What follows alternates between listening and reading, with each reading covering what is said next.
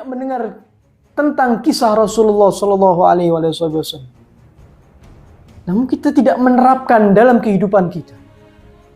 Bagaimana akhlak beliau, bagaimana kedermawanan beliau, bagaimana kepekaan beliau kepada umatnya, kepada saudaranya, kepada orang-orang di sekitarnya.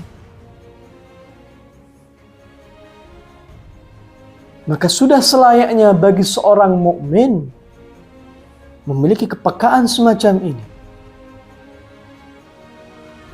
Kemudian yang ketiga, au takshifu anhu kurbatahu, atau menghilangkan kesedihan dari dalam diri, yaitu dari saudara mukmin.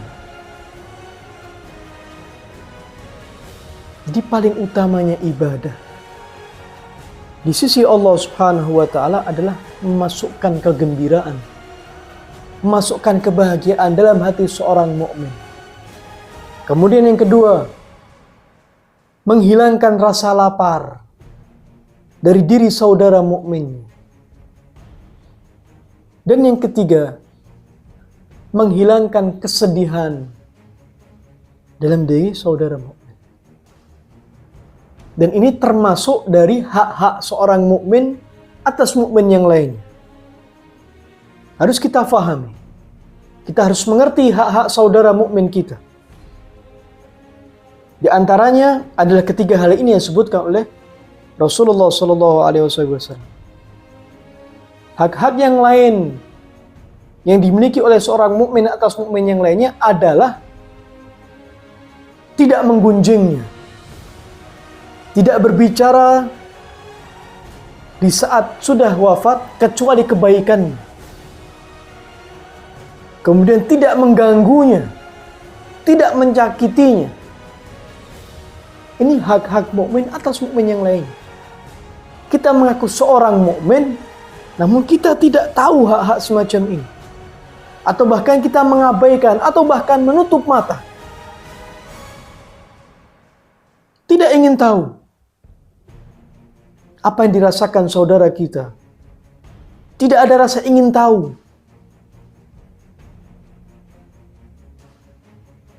Ahlul bait Nabi, keluarga Rasulullah Sallallahu Alaihi Wasallam, Sayyidina Ali Zainal Abidin, di mana dikisahkan beliau setiap malam di mana semua orang telah tertidur lelap, beliau keluar dari rumahnya dengan membawa gandum, sekarung gandum di pundaknya, kemudian dibagikan kepada kaum miskin, kepada orang-orang yang tidak mampu yang ada di sekitar. Dan ini juga dilakukan oleh ayah beliau, Sayyidina Husain.